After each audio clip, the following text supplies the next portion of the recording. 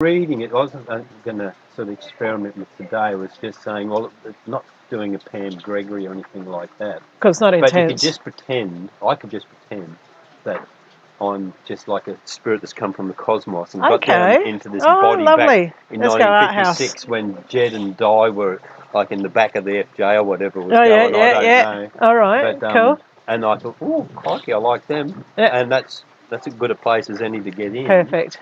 And then I've come in, and then of course, if you sort of think of the horoscope as being like, bomb, Oh, it's yeah, a weather map, right? Oh, perfect. And so that weather map, I've arrived in that weather. Okay. Now, in that weather, that's what my chart is. I'm a part of the weather that I Yes. arrived in. Oh. Now, over all of those years, let's just pretend that I sort of, as a teenager, I sort of was introduced to astrology. Right, okay. And then I was always a bit interested. And then, like in the mid-'80s, I got, oh, crikey, I'm jumping into this. Yeah. So let's pretend that happened. And so then I've now got this tool that I call like a crossword puzzle or a Sudoku.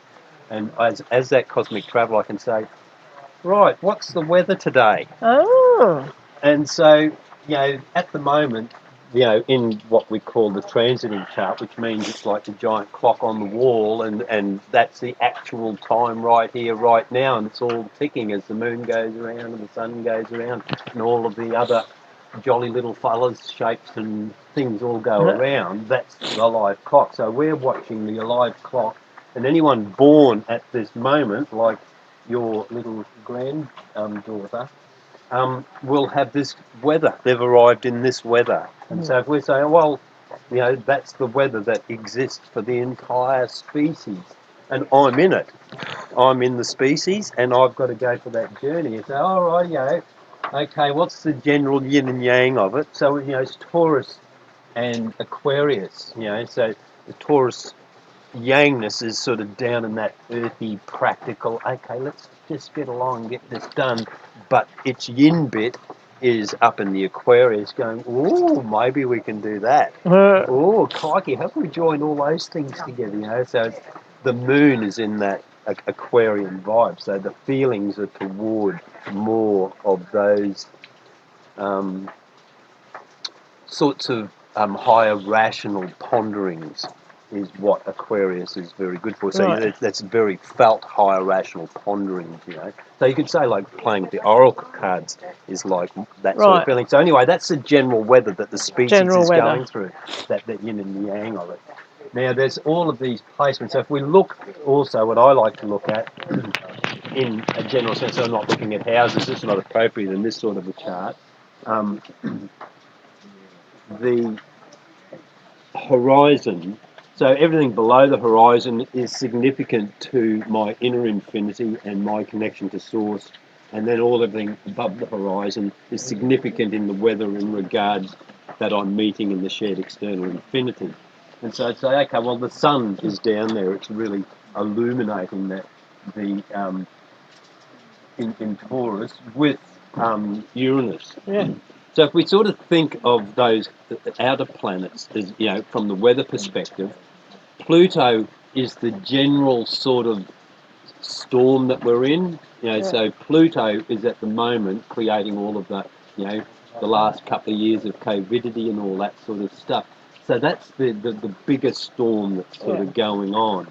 And then we can say, okay, that's what Pluto's representing, is that biggest storm that's going on that we're all in. And so at the moment, we're all trudging through that big storm of Pluto going through Capricorn, transforming all of our systems, allowing us to see what all of its shortcomings are and all that sort of stuff. And then we go to Neptune, and Neptune's down in its own house. And so that Neptunian part of the chart is sort of saying, okay, we've got this big storm, but what does it mean? How does it feel to me? And so that's what the Neptune is, sort of like feeling into that storm. All of that storm that's happening, I need to understand. I need to feel it all, so that when I'm journeying through that storm, I know where the hail's coming down or the snow's coming in, and so that's, I've got a good sense of it. And then you've got the next one, Uranus. And Uranus is like, okay, what's my most unique understanding of that feeling of that storm? And what is my most individualistic way of dealing with it. And so that's where that, the unique individuality of Uranus comes into place, is that it's, if we're reading it from that weather map, you've got the general storm, you've got the feeling of it, and then, okay, now I've got to take action, I've got to do something. And so that very sort of mercurial, because, you can think of Uranus as being a high octave of Mercury, so our ability to mind boggle stuff, information's coming in, you're thinking it and you're dissecting it, you're pulling it all apart and stuff like that. And then that Uranus just takes it into the higher rational. You go, ooh, I like to even think of that as being a ridiculizer, because the ridiculizer just sort of spreads it right out, and it can be anything, and in it being anything, and you pull it back again, think, oh yeah, it could be that. Okay, so that's those three, and then we've got to deal with it. So if we're reading the map, like for me, in this crossword puzzle, I'm reading the weather of today in the world. So then, so we've got the big storm with Pluto, but how we feel about it with Neptune, how I'm going to deal with it with the Uranus, and then we come down to Jupiter and Saturn. And so if we sort of go back to the keywords for Jupiter and Saturn, just being Jupiter being unconditionality, and Saturn being conditionality. So this is what we've got to deal with. This is how we've got to deal with it. That's what. And then the Jupiter is more about, oh yeah, I want to go beyond all of that. But Saturn's saying, no, well you can't. You can't walk through the wall. It's made of bricks. You've got to go through the door. And so let's just look. So Jupiter's up there, conjunct the Moon. Where's Jupiter? Oh, sorry, Saturn's up there, conjunct the Moon. Yeah. So, so that higher rational pondering by that part of our yin is paying attention to what it needs to be subject to or conform with, because it's got Saturn is bringing things into form and order. And so that more feeling out into the higher rational is then say, okay, but we must honour this form and order. And then Jupiter and Neptune. And then Jupiter's in Pisces. And so then we've also, at the moment, we've got the Jupiter-Neptune conjunction. So in that weather sense, our feeling for what that storm is being amplified. So it's really dominant feature of our beingness out there is that we're endeavouring to, with a heart of unconditionality, expand our Neptunian sense and feeling of the big storm that is Pluto. And so whilst we're doing that, our counterpart in that situation of conditionality and unconditionality is Saturn. And Saturn's over there conjunct the Moon. And so in that Saturn being conjunct the Moon, so that yin nature is taking account of the order that needs to be put into place. So from I sort of see that as quite a positive weather in regards what's going on globally. It's sort of like that yin side of us is more in regards pulling things into order. Even though it's only a short conjunction because it's the Moon, but nonetheless, that's a sense in the weather for, what's today, the 25th? Yeah. Now, in regards reading the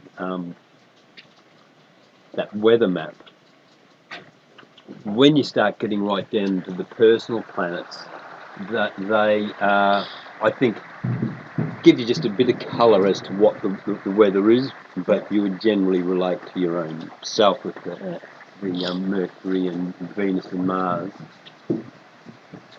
But also, Mars lends his. What have we got there? What was the significant thing? We've got Well, Mars has just gone into Pisces. Oh, Mars and Venus are in Pisces. Excuse me, we don't like this. Neptune's in there, so Venus and Neptune and Jupiter are all conjunct basically, because it's 21, 24 and 26, and so that's, for my taste is a conjunction, so that Venetian energy is also assisting the amplification through the Jupiter on the Neptune of feeling into and sensing what's going on in the storm. And Mars is in Pisces as well, so that sort of complement, the Mars and the Venus of it, being our masculine and feminine expression. Well, they're all on the same page because they're both in Pisces. You could sort of say that they're not necessarily conjunct. They've got 14 degrees apart. But nonetheless, they're on the same page. So enough distance to really feel into the Piscean Mars and enough distance to feel into the Piscean Venus. I think if you sort of think of it like that, they are able to stand in their own right on the same page. So if they were conjunct on the same page, would be different to being separate on the same page. You're more intact instead of blending and bleeding one into the other. You're more contained, but you're still on the same page. So if you sort of, that's how I think of it when I'm dissecting the crossword puzzle. And so it's a good position as we, by virtue of the fact that, like we say, that Pluto's the big storm of the transformation that's going on, and Neptune is our sensing and feeling into it. And it's all in, so it all is where it is, like Neptune's in its most powerful position. That's its domicile, it's in its home space, that's where it lives.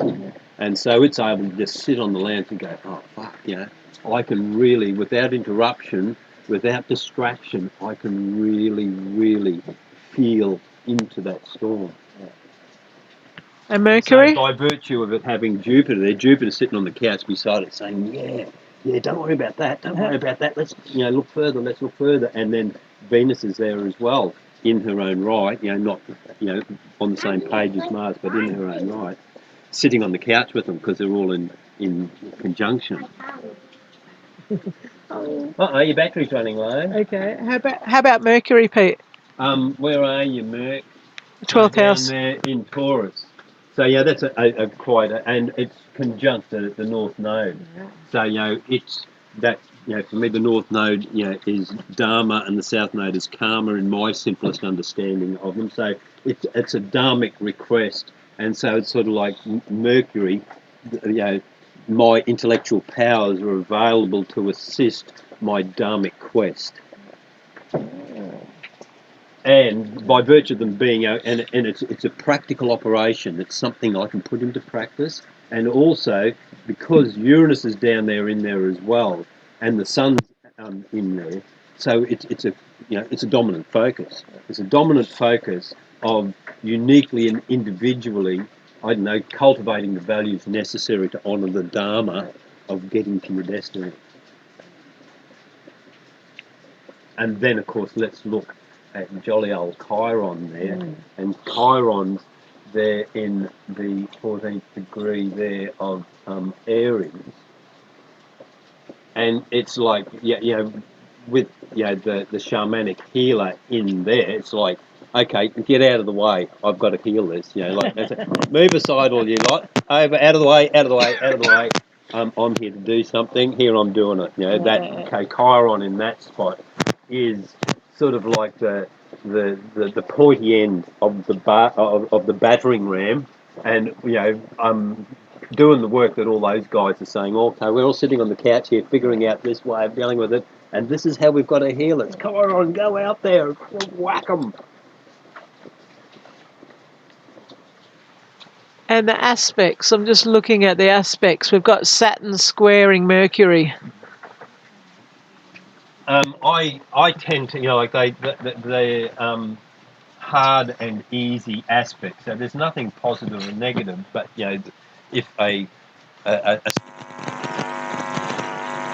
if you ignore the call to do so, it becomes an oppression. And so Mars squaring Mercury is Saturn squaring Mercury is command.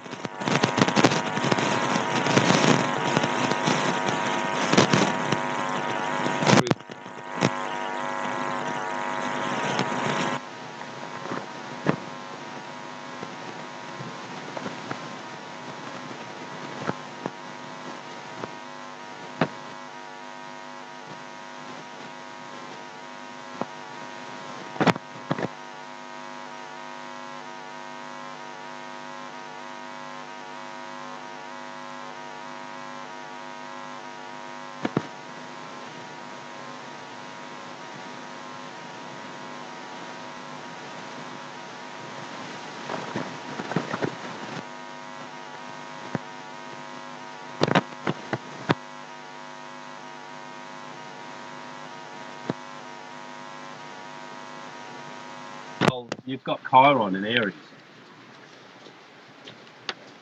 Apart from that. Oh, yeah. But so, well, meaning that Chiron's going to be in there for a while. So